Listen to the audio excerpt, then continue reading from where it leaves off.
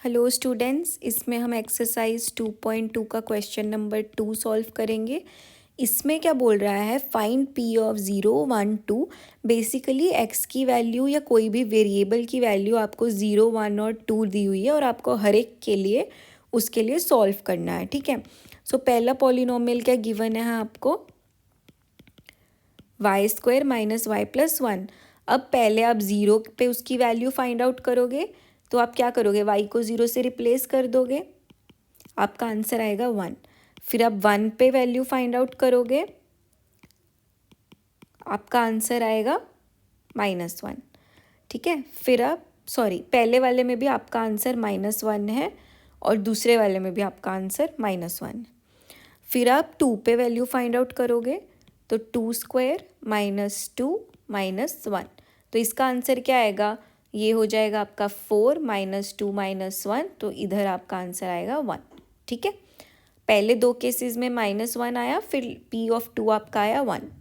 Similarly दूसरे polynomial के लिए निकालेंगे तीनों वैल्यूज़ पे, तो ये आपका है 2 प्लस t माइनस t³।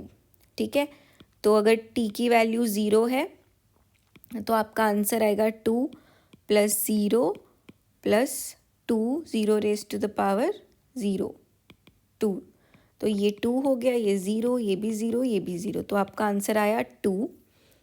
फिर अगर p की वैल्यू 1 है तो t को 1 से रिप्लेस करेंगे। ठीक है, तो 3 हो गया, 2 प्लस 1, ये आपका 2, ये आपका 1, सो 5 माइनस 1 4। ठीक है, p ऑफ 2 क्या आएगा आपका, 2 plus 2 plus 2, 2 raise to the power 2 minus 2 raise to the power 3। अब ये हो गया 2 प्लस 2 प्लस 2 इंटू 4 माइनस 8, ये आपका 8 कैंसिल हो जाएगा, आपका आंसर आया 4। अब आप ध्यान से देखो, जब p ऑफ 1 था तब भी आपका वैल्यू पॉलिनोमियल का 4 था, जब p ऑफ 2 है तब भी वैल्यू 4 है। तो आप समझ रहे हो कुछ, मतलब जब आप इक्वेशन को सॉल्व करते हो, depending on the value it could be same. जैसे हमने देखा कि एक पॉलिनोमियल के एक से ज़्यादा ज़ीरो हो सकता है, तो एक से ज़्यादा वैल्यूज़ पे उसका आंसर सेम भी हो सकता है। ठीक है, अभी थर्ड पार्ट सॉल्व करते हैं। p of x is equal to x³। अब p ऑफ 0 क्या होगा, 0।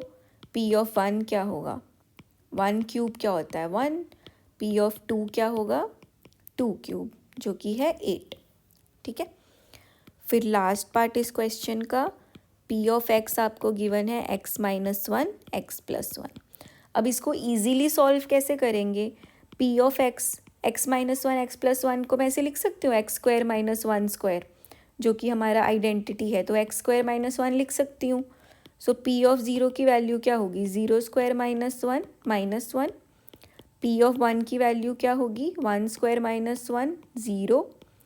p ऑफ 2 की वैल्यू क्या होगी, 2² माइनस 1 3। अब आप मुझे बताओ, लास्ट वाले स्टेप के लिए, लास्ट वाले पार्ट के लिए इन तीनों में से कौन ऐसा है जो 0 है, तो आप बोलोगे 1 is the 0 of the polynomial, क्योंकि 1 डालने से पॉलिनोमियल की वैल्यू 0 हो गई। ठीक है।